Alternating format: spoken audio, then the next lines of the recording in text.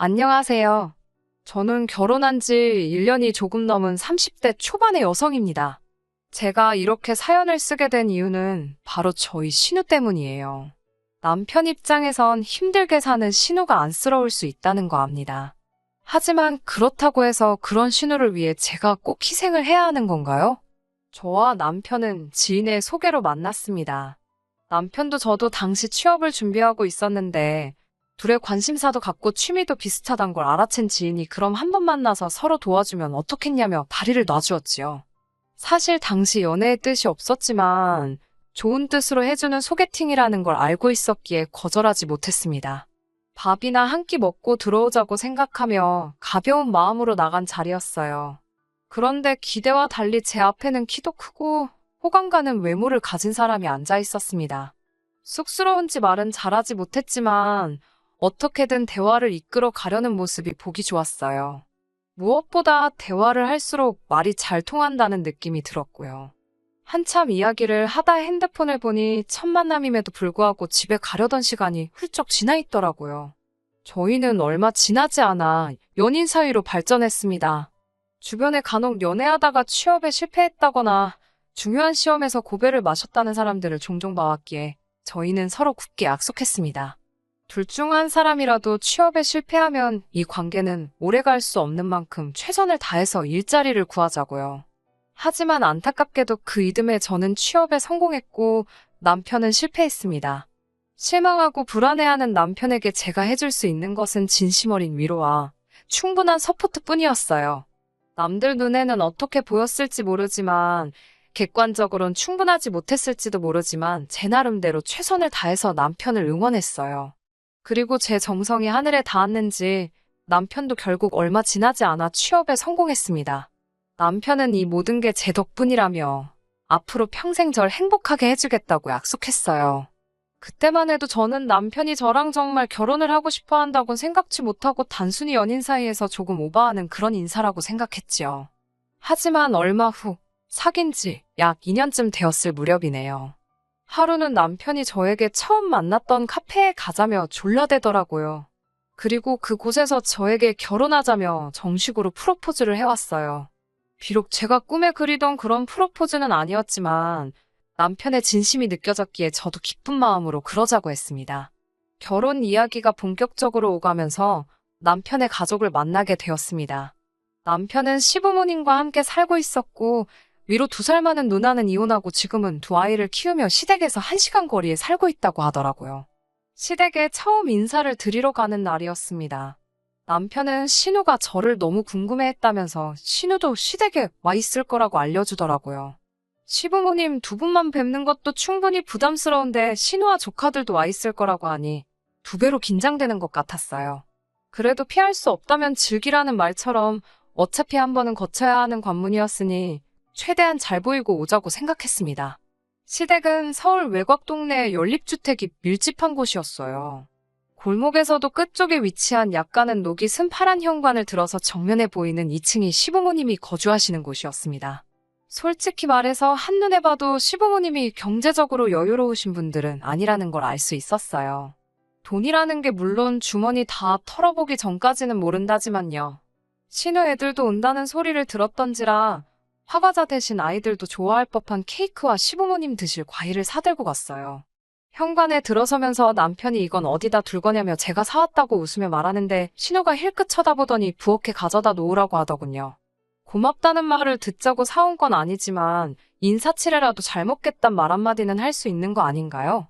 첫인사도 나누기 전에 신우의 무례한 모습을 보곤 마음이 확 상하더라고요. 그렇지만 처음 인사드리러 온 상황인 만큼 저도 최대한 껄끄러운 분위기는 만들고 싶지 않아서 최대한 나를 세우지 않으려고 했습니다. 신우는 5살 난 아들 하나와 7살 난 아들 하나를 키우고 있었는데 둘이 어찌나 정신없게 뛰어다니는지 혼이 쏙 빠질 지경이었습니다. 부엌에 계시던 시어머니께서 나와서 거실 상황을 보시더니 저더러 애들이 한참 뛰어다닐 나이라 그렇다며 금방 식사 준비되니까 조금만 참고 기다리라 하셨어요. 그런데 신우가 뒤따라 나와서는 저를 보더니 어이없다는 표정을 하곤 다시 부엌으로 들어가더라고요. 황당해서 제가 남편에게 내가 뭐 잘못한 거냐고 물으니 남편이 어머니도 누나도 부엌에 있으니까 저도 가서 거드는 신용이라도 하면 어떻겠냐는 거예요. 그러면 분명히 두 사람 다 절 좋게 볼 거라나요?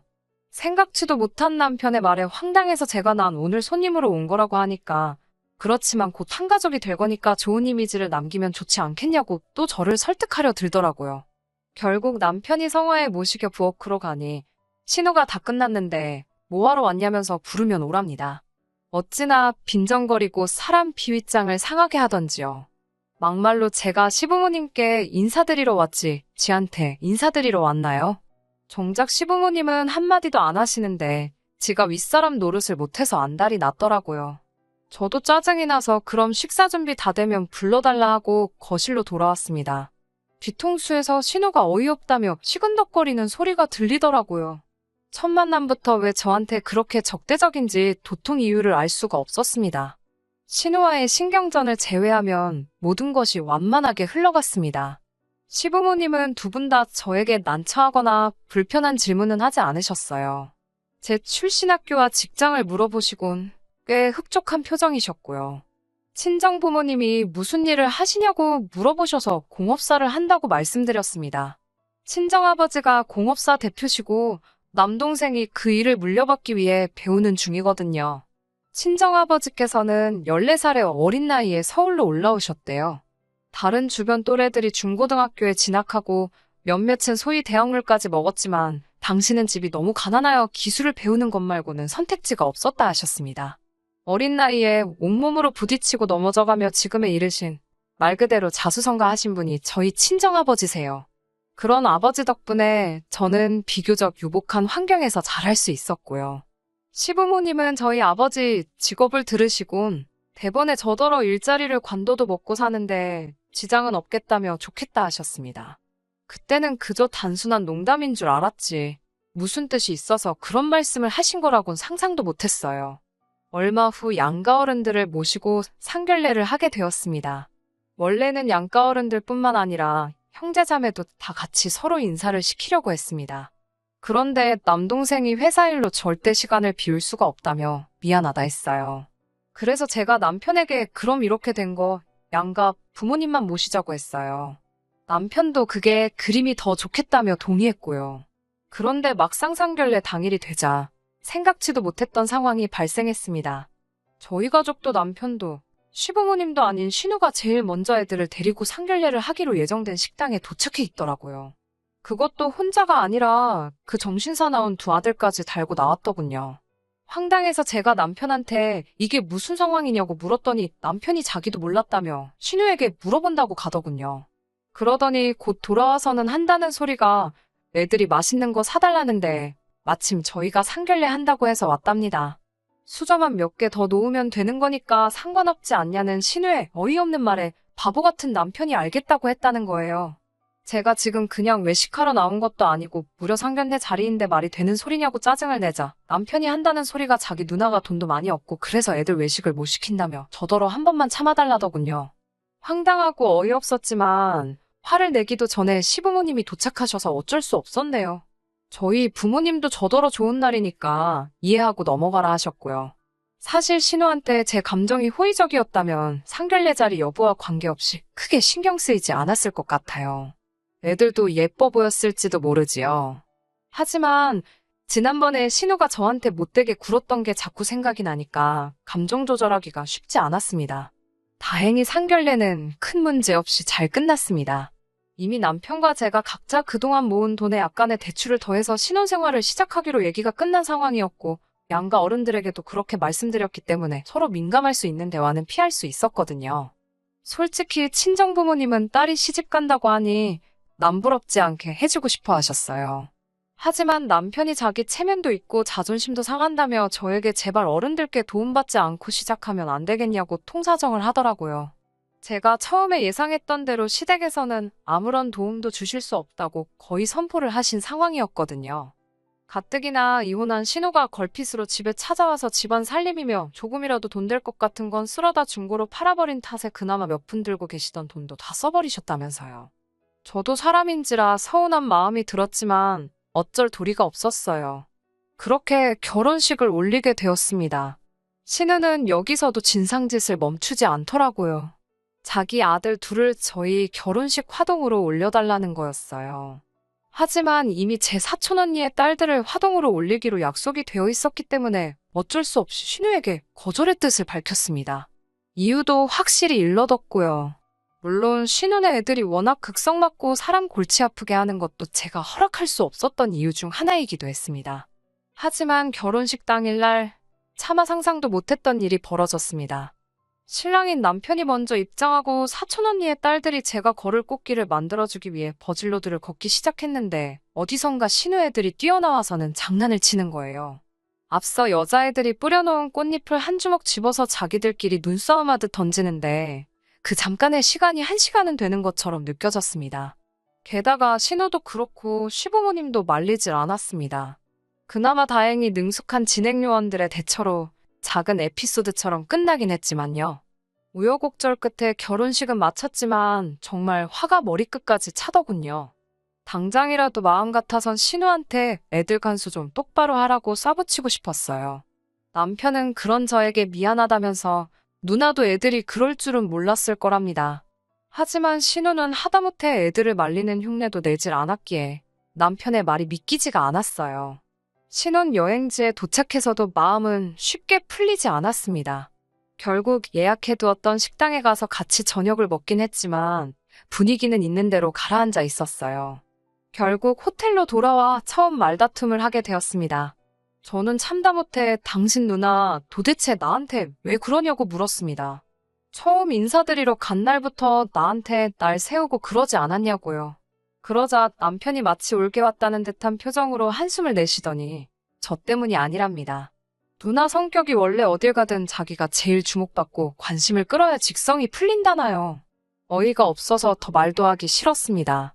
지 누나 성격이 그러니까 나더러 참으라는 건가 싶어서 더 화가 났어요. 제가 너무 이기적인 거 아니냐고 하자 자기 누나가 정말 이기적이고 지밖에 모른다고 그래서 매형도 못 참겠다고 이혼하자 했다더군요. 그리고 더 충격적인 사실을 이혼하고 나서 신우 아들 둘이 배다른 형제라는 걸 알게 되었답니다. 신우 본인도 몰랐다더래요. 막장 드라마가 따로 없지요? 게다가 남편이 신우에게 도대체 누가 애아빠냐고 물으니 신우가 했다는 소리가 정말 가관이었습니다. 그걸 자기가 알면 이렇게 가만히 있었겠냐고 진즉에 양육비 소송을 걸었을 거라면서 그러면 양육비를 두 곳에서 받을 수 있는데 너무 아까워 죽겠다 하소연을 하더래요. 그 말까지 들으니 솔직히 상종 못할 사람이다 싶었네요. 그래도 결혼식을 올리고 나서 한동안은 신우를 마주할 일이 없었기 때문에 이런 안 좋은 기억들은 잠시 잊고 살았습니다. 회사 일이 바빠서 다른 걸 생각할 틈이 없기도 했었고요. 그러다 얼마 전 남편과 여름 휴가를 계획하게 되었습니다. 신혼임에도 불구하고 둘 다 각자 일에 치여 살았기에 이번 휴가는 오롯이 저와 남편을 위해 쓸 생각이었어요. 그런데 남편이 저에게 뜬금없이 개풀 뜯어먹는 소리를 하더라고요. 결혼하고 처음 돌아온 해에 가는 여름휴가니까 시부모님이랑 신우네랑 다 같이 가자는 겁니다.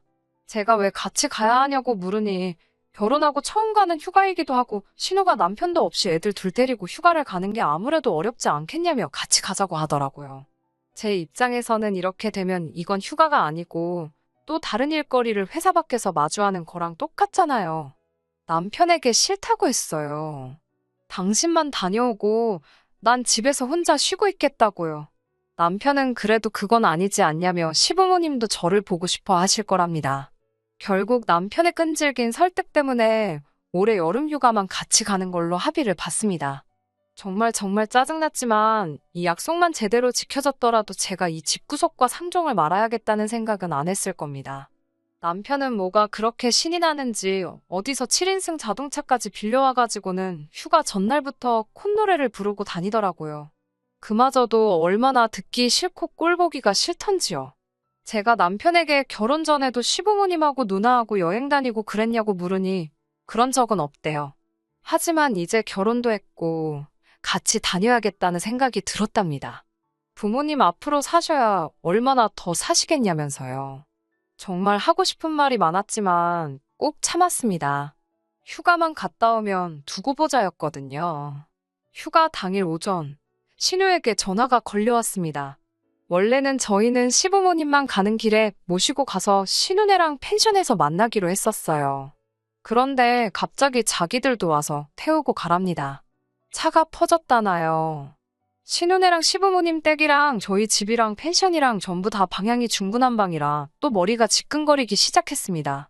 남편은 괜찮다며 자기가 운전할 테니 저는 신경 쓰지 말래요. 기왕 가기로 한 거 좋은 마음으로 가자 몇 번을 스스로에게 상기시켰는지 몰라요. 그렇게 시부모님을 먼저 모시고 신우네로 향했습니다. 그리고 정말 상상도 못했던 상황에 저는 기절해 돌아가시는 줄 알았어요.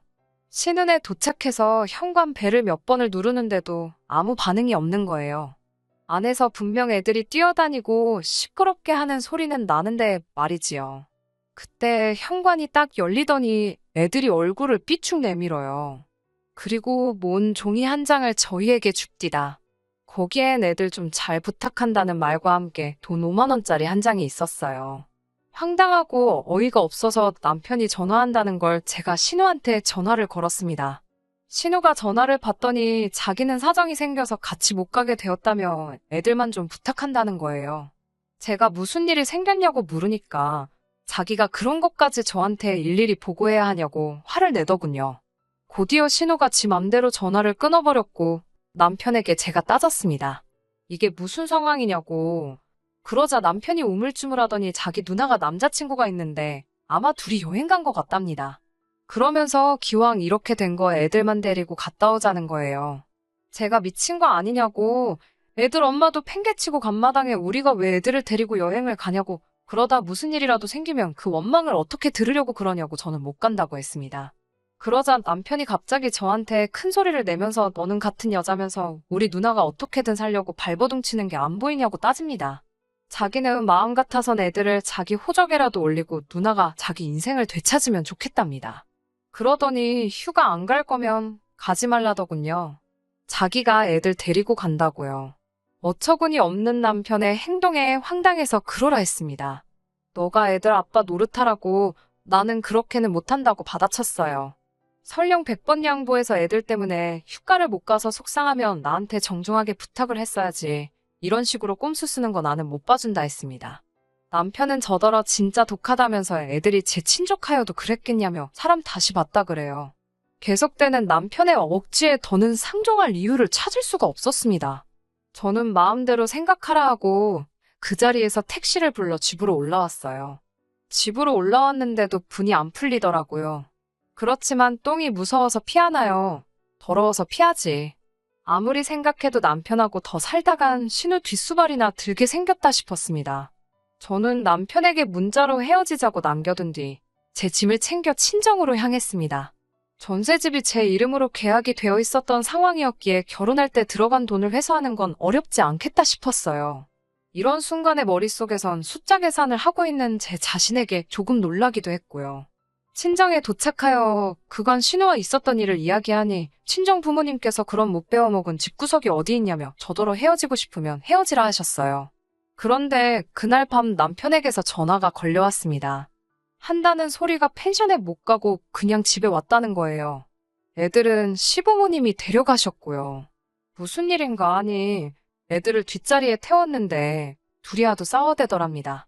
결국 아버님이 큰애, 어머님이 작은애 하나씩 도맡게 되셨는데 애들이 그렇게 어머님, 아버님을 꼬집고 난리였나 봐요.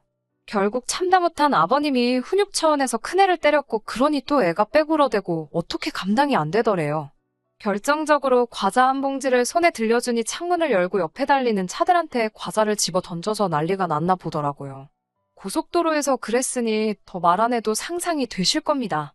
결국 다른 차들로부터 욕먹고 진이 빠져서 집에 왔다며 제 뜻대로 되었으니 이제 집으로 돌아오랍니다. 한다는 소리가 저만 있었어도 일이 이 지경까지 되진 않았을 거라나요.